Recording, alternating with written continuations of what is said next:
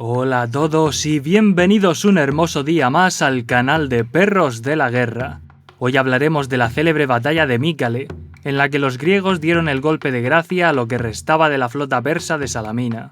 Veremos qué fue del botín obtenido en Platea, quién era Leotíquidas, el olvidado otro rey de Esparta. Acompañaremos a los griegos en su viaje por el Egeo y reconstruiremos la batalla usando mapas topográficos y la vista de satélite. Poneos cómodos en el sofá porque es hora de hablar de historia. Después de la victoria griega en Platea, un tal Lampón de los eginetas aconsejó a Pausanias, regente de Esparta y sobrino de Leónidas, que vengara a su tío capturando a Mardonio y empalando su cabeza en una pica, igual que Jerjes había hecho con Leónidas después de las Termópilas. Pero Pausanias le dijo que su tío ya había sido vengado con miles de muertos persas, que se metiera su consejo donde le cupiera y que diese gracias por no ser castigado. Si queréis saber lo que fue del comandante persa Mardonio, su cuerpo fue robado por alguien a quien Heródoto no es capaz de identificar, que se lo llevó para que fuera enterrado en Asia, algo por lo que Artontes, hijo del difunto, le pagó generosamente. A continuación, Pausanias ordenó que nadie tocase el botín de guerra, a excepción de los hilotas, los esclavos mesenios que servían a Esparta. En el campamento persa encontraron incontables objetos de oro y plata, que sumados a los que portaban algunos de los muertos, representaban un tesoro nada desdeñable. Pese a la confianza depositada en ellos, se dice que los hilotas escondieron todo lo que pudieron para luego venderlo a los eginetas, un acto que en vocabulario cubano no sería definido con el verbo robar, sino más bien con el de resolver, dada la relación que había entre hilotas y espartanos. Según Heródoto, esas ventas hicieron más ricos a muchos de los eginetas, puesto que pagaban oro a precio de bronce. Del resto del botín resultaron dos de las obras más famosas de la era clásica. La primera, la serpiente de 3 cabezas, dedicada a Apolo en Delfos, trasladada por el emperador Constantino a Constantinopla, y en la actualidad reducida a poco más que un trozo de metal repleto de historia. La segunda, la célebre y colosal estatua de Zeus en Olimpia, una de las 7 maravillas del mundo antiguo, y la única situada en suelo europeo. En Platea fueron enterrados los caídos en combate, tegeatas, atenienses, megarenses y fliuncios. Los lacedemonios, en concreto, se dividieron en 3 túmulos separados. El primero para los eirenes, los jóvenes de 20 años que acababan de terminar la agogé. El segundo para el resto de espartiatas, incluyendo seguramente periecos. Y el tercero para los hilotas. A continuación, Heródoto vuelve a dar otra bofetada a los eginetas, delatando, como de costumbre, el peso de sus fuentes atenienses. En este caso, les acusa de levantar allí su propio túmulo 10 años después de la batalla, para hacer ver que también habían participado, aunque no tuvieran a nadie a quien enterrar. Como ya sabéis todos los que habéis visto el larguísimo documental que hice sobre Esparta, su sistema de gobierno incluía no 1 sino 2 reyes. Tras la muerte de Leónidas en las Termópilas, su hermano Cleómbroto había accedido al trono por la rama de los Agíadas, y a la muerte de este, su hijo Pausanias asumió la regencia, a la espera de que Plistarco alcanzase la mayoría de edad. El otro rey por entonces era Leotíquidas, que si recordáis el vídeo de la batalla de Maratón, no había escatimado en artimañas para acceder al trono, con la ayuda de Cleómenes. Y alguno se preguntará, ¿qué demonios hacía este Leotíquidas mientras el destino de Grecia, y puede que el de Europa, se decidía en Platea? ¿Por qué comandó al ejército el que era regente y no el otro rey? Pues eso es lo que vamos a ver en este episodio. Leotíquidas estaba acuartelado en Delos, con un numeroso contingente de tropas griegas, según se entiende en la narración, procedentes de la flota que había luchado en Salamina. Hasta allí llegó una delegación secreta procedente de la isla de Samos, formada por Lampón, no el mismo de antes, Atenágoras y Egesístrato. Su objetivo era incitar a los griegos a presentarse en la isla, asegurándoles que su mera presencia haría que el pueblo de Samos se alzara contra los persas y su sátrapa. Nosotros, que sabemos lo que pasó durante la revuelta jónica, seguramente les habríamos mandado al infierno, porque no había pueblo más traidor entre los griegos de la costa asiática que el de Samos. Y posiblemente eso fue lo que tuvieron en consideración Leotíquidas y sus hombres, ya que los emisarios tuvieron que jurar lealtad y ofrecerse como rehenes para que se fiaran de ellos. Egesístrato fue el único que los acompañó en el momento de hacerse al mar. De hecho, se cree que su participación en la embajada fue determinante para animar a los griegos a emprender el viaje, ¿Sabéis por qué? Dejad vuestra respuesta en los comentarios y daré la solución en el próximo vídeo, junto con los nombres de los acertantes. Buena suerte. Al día siguiente, cuando los augurios fueron interpretados como propicios, la flota de 110 trirremes cruzó el Egeo hasta Calamisa, en Samos, fondeando las naves cerca del templo de Hera. Los persas estaban en la isla con todos los trirremes que les quedaban después de la batalla de Salamina, que combinando a Heródoto con Diodoro serían algo más de 300, o siguiendo estimaciones de Walter Tarn y combinando con Diodoro menos de 200. Incluso buscando un punto intermedio entre ambos, la desventaja de los griegos, si es que existía, era muy inferior a la que habían tenido en cualquiera de las dos victorias navales previas. Eso explicaría por qué la armada aqueménida decidió evitar el enfrentamiento y dividirse, los fenicios de vuelta a su tierra, y el resto ocupando las playas del monte Mícale con todas las naves disponibles, ahora todavía menos, pues el de los fenicios era el contingente más numeroso dentro de la flota. Allí en tierra contaban con la protección del ejército de Tigranes, a quien Jerjes había asignado la defensa de Jonia con 60.000 efectivos. Luego hablaremos de ese número, pero ya os adelanto que es una exageración al más puro estilo herodotoniano. Este Tigranes era quizás el mismo que durante la campaña había comandado a los medos, el primer destacamento en enfrentarse a los espartanos en las Termópilas. Se dice que no muy lejos de su posición había un templo de Deméter Eleusina, igual que junto al campo de batalla de Platea, un buen presagio de cara a lo que habría de acontecer. La idea del desembarco en esta posición concreta era continuar por tierra hacia Sardes, centro del poder persa en Asia Menor. Cuando los griegos vieron que la flota enemiga se marchaba, evitando el combate, creyeron que habían perdido su oportunidad y se plantearon viajar al Helesponto, pero finalmente optaron por volver a embarcar y dirigirse al continente. La localización de la batalla, como de costumbre, es tema de debate y con alta probabilidad de no cerrarse jamás.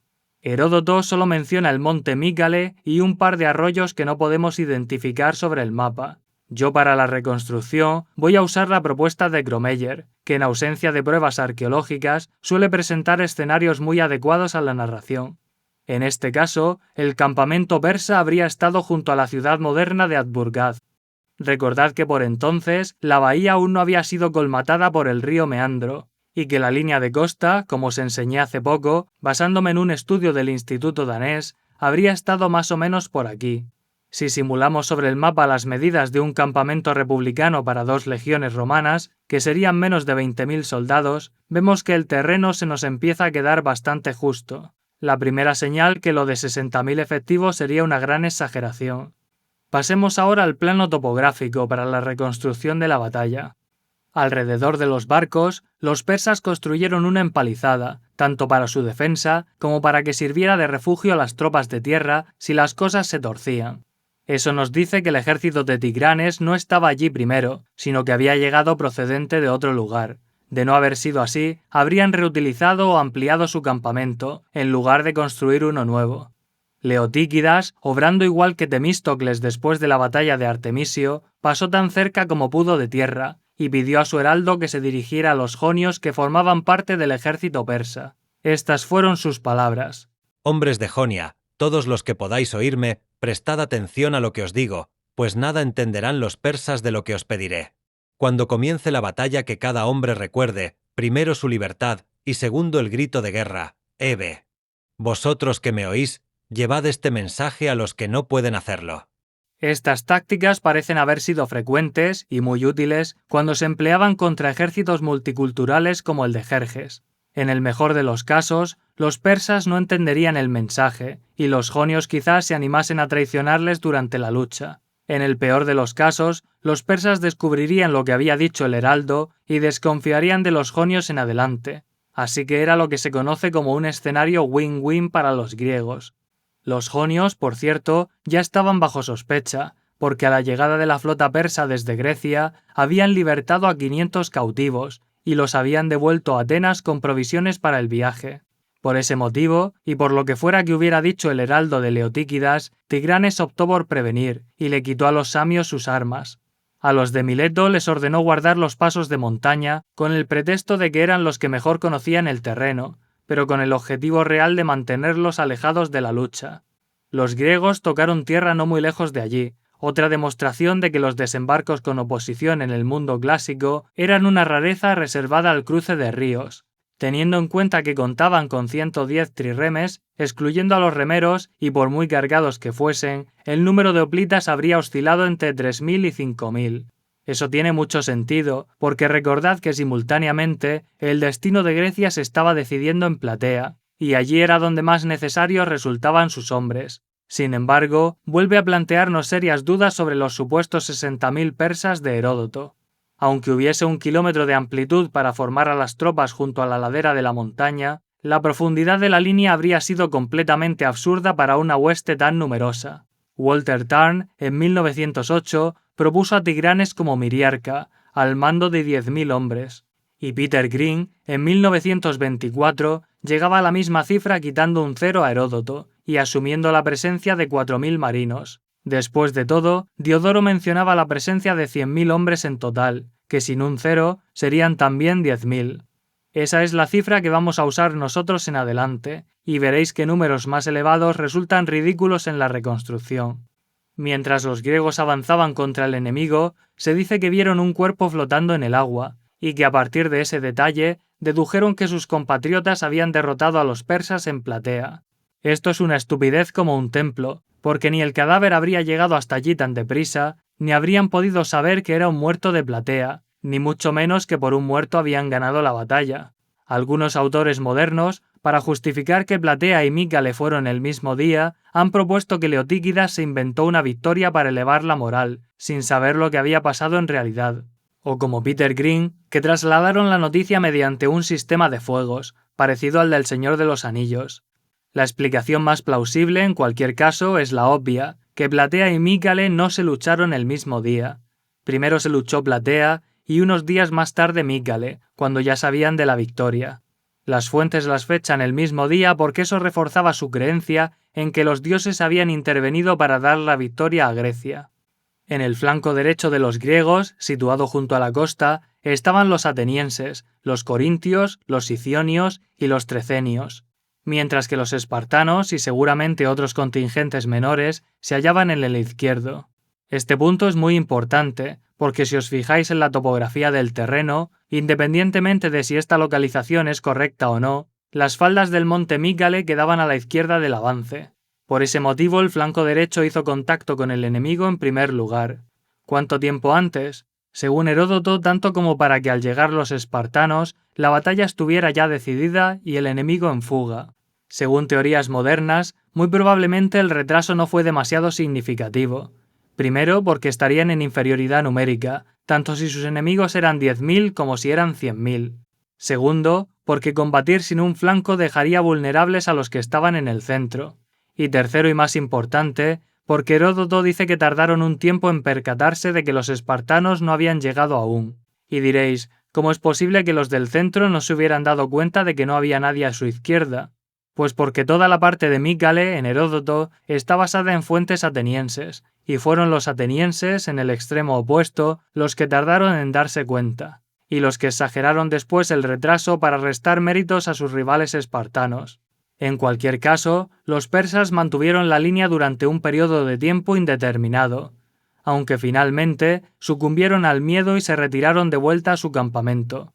Hay varias razones para explicar este abandono del campo de batalla. Según Heródoto, fue sencillamente el empuje de los atenienses y los que estaban con ellos. Según Peter Green, cuya teoría se sigue en Despertaferro, fue un ardid táctico de los griegos, que intencionadamente usaron a los espartanos en una maniobra envolvente. Otras posibilidades son la traición de los samios y el resto de jonios, algo que menciona Heródoto pero sin darle mayor importancia en el resultado del choque, y la que es mi favorita, que fue la llegada inesperada de los espartanos la que decantó la balanza. ¿Y qué diferencia hay entre esto y lo que dice Peter Green? Pues que para él fue una maniobra premeditada, y para mí fue pura consecuencia de la ruta que siguieron, algo completamente casual que jugó en favor de los griegos. En mitad de una batalla, cuando llegan tropas enemigas por sorpresa, los efectos en la moral pueden ser catastróficos. Los que luchan bastante tienen con mantenerse vivos como para estimar correctamente cuántos refuerzos han aparecido, o si vienen desde una o desde varias direcciones. y en cuanto se empieza a correr, la cobardía y el miedo son terriblemente contagiosos. Además, viendo la completa falta de disciplina y capacidad táctica en platea, se me antoja complicado para esta época que fuesen capaces de coordinar ni las maniobras más sencillas. De todas formas, me encantaría hacer una pequeña encuesta entre la audiencia. ¿Qué creéis que fue en realidad lo que hizo que los persas rompieran su formación y se retirasen al campamento?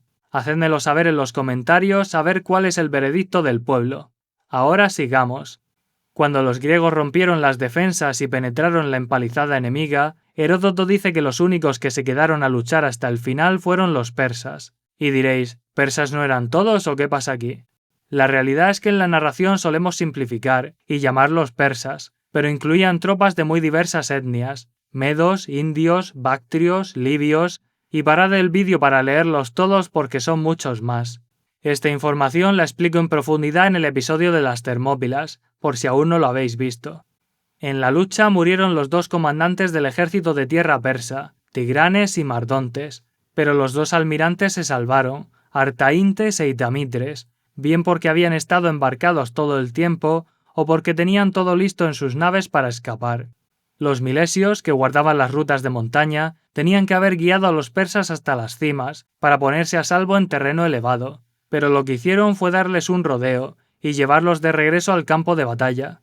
Allí se volvieron contra ellos y les atacaron, cobrándose su venganza por lo sucedido durante la revuelta jónica. Fijaos que al final el truco de Leotíquidas salió a pedir de boca, porque se cumplieron los dos escenarios. Los persas desconfiaron de los jonios, empeorando sus opciones para la lucha, y además los jonios les traicionaron poniéndose de parte de los griegos. Según Heródoto, que ya sabemos de qué pie cojeaba en esta batalla, los que mejor lucharon fueron los atenienses, seguidos por los corintios, trecenios y siциonios, es decir, los que estuvieron en la lucha desde el inicio. De los atenienses se dice que el mejor de los hombres fue Hermólico, y de los siциonios se dice que fueron los que más hombres perdieron en la batalla. Tras la victoria, los griegos reunieron el botín en las playas, quemaron la empalizada y las naves persas que habían quedado atrás y se hicieron al mar. ¿Pero por qué demonios se pusieron a quemar trirremes con lo caros que eran en lugar de llevárselos? Pues porque si los trirremes eran caros de construir, todavía eran mucho más caros de mantener.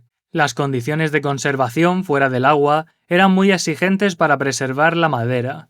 Requerían un número ingente de remeros, a los que también había que pagar, y en resumidas cuentas, si no tenían suficientes hombres para equiparlos, solo representaban un gasto para la alianza.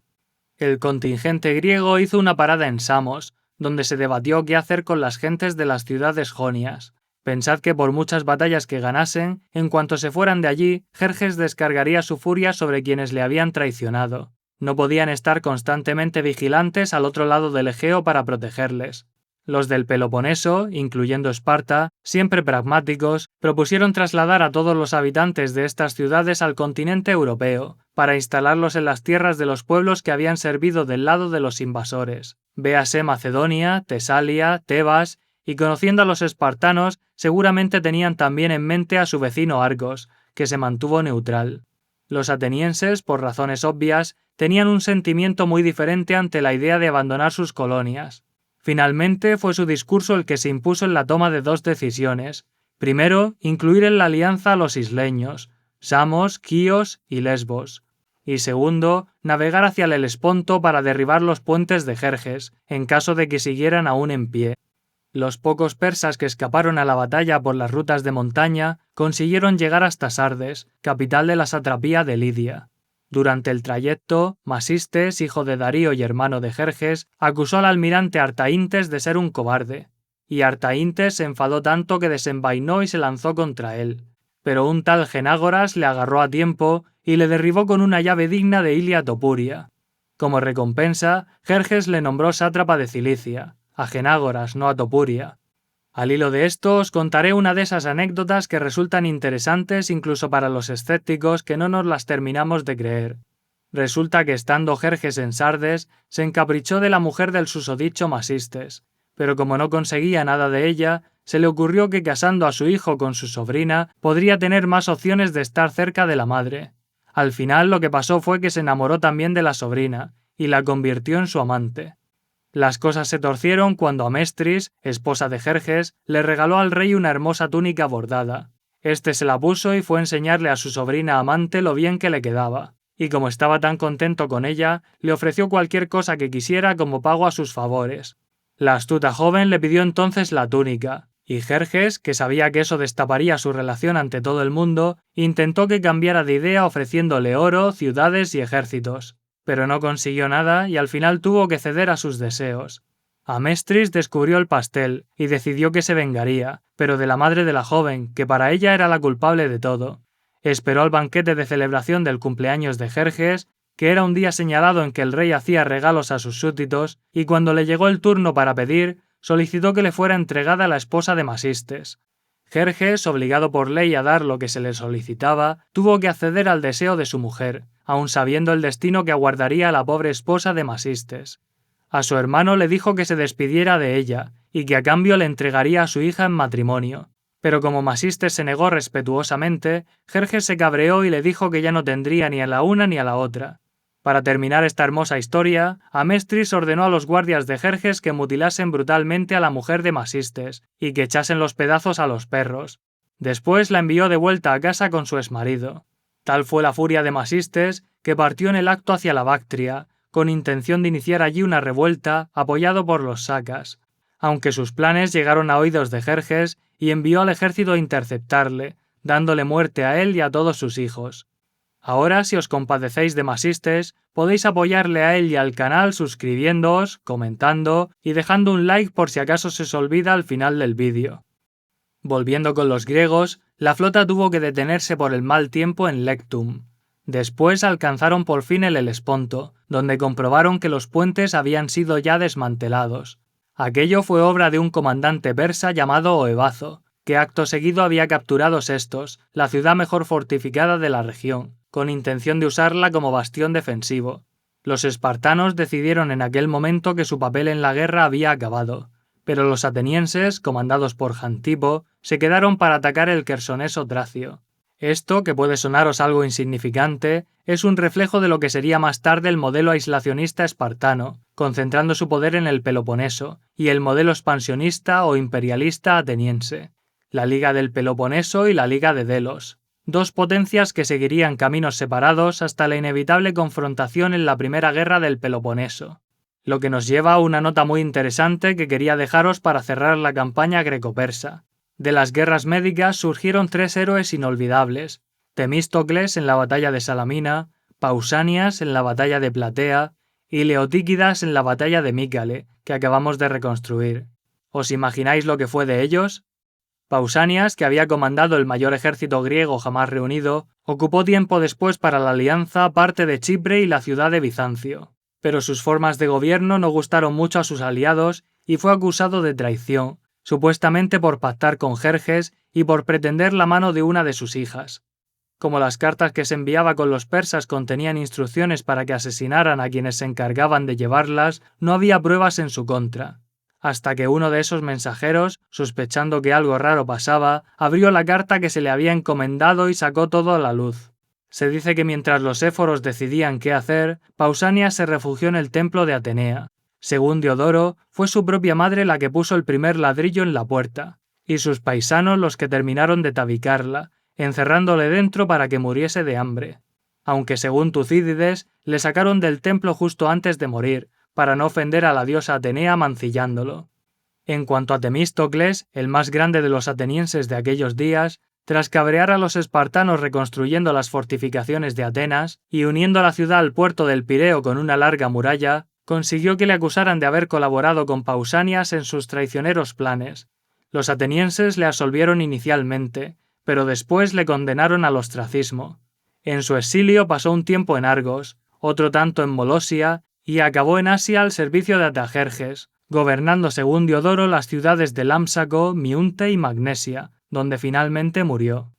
En cuanto a Leotíquidas, nuestro protagonista de hoy, lideró una expedición espartana contra Tesalia en el 476 a.C., para castigar a los que habían colaborado con los persas, pero aceptó un soborno y en consecuencia perdió la corona, fue exiliado y su casa quemada.